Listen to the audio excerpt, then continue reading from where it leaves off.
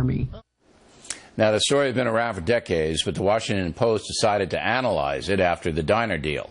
Their conclusion is the story doesn't add up because there's no documentation. However, the newspaper did locate friends of Mrs. Clinton who back up her contention she tried to join the Marines. With us now, Jessica Tarlov, Democratic strategist, and from Cleveland, Cafaro, Democratic state senator from Ohio. So isn't this like the Ben Carson stuff, Senator Cafaro? Honestly, Dr. Ben Carson, he's under scrutiny right now by the media. And part of that is because he's one of the front runners running for President of the United States, the most powerful and most important job in the world. So he needs to expect to have this level of scrutiny. Okay, and but, yes, but Hillary Clinton's running for president, too. I mean, I'm just trying to, in your opinion, is it the same thing, isn't it? And you're covering this story. Absolutely. People need to be held accountable. Right. And, in 1975, she says she tried to join the Marines.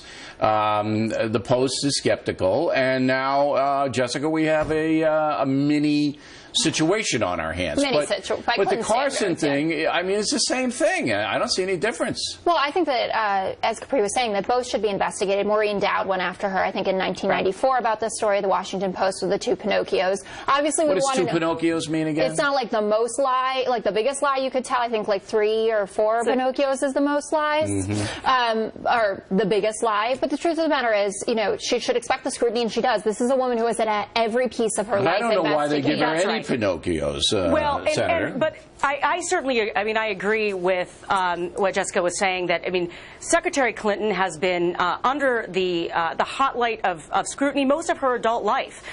From Watergate to Benghazi, or excuse me, from Whitewater to Benghazi, here's a woman whose life has been on display, and this should be no surprise to her. I do think, though, that it is a little bit sexist, if I may say so myself. We're not hearing anything about any of the male candidates who are of the age of the Vietnam War.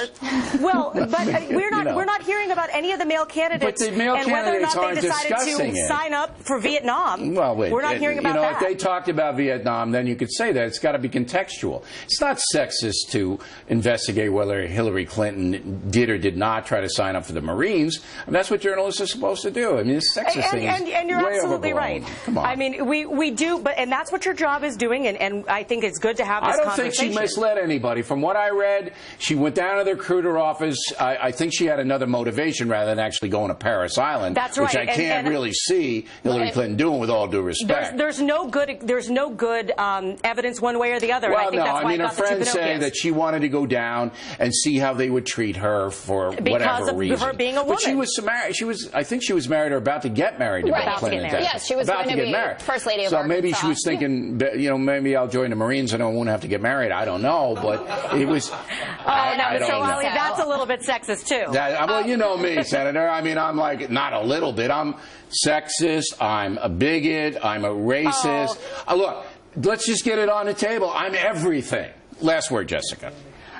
Well, as you said, I don't think that she misled anyone here. We'll get to the bottom of it. As for if it's the same as Ben Carson or not, we need to know all the information about it. I'm glad to know that he did try to stab someone, that he took a hammer to his mother's head. I think that speaks to his character, at least as a 17-year-old. Well, at 13, and then he turned it all around. He did turn it all around, but he also says things that, like, the pyramids were used to store grain, and he called Obamacare the worst thing since slavery. He doesn't understand that for economics. Well, listen, what the doctor says is certainly debatable, and that's what we do here. We debate. Ladies, thanks very much.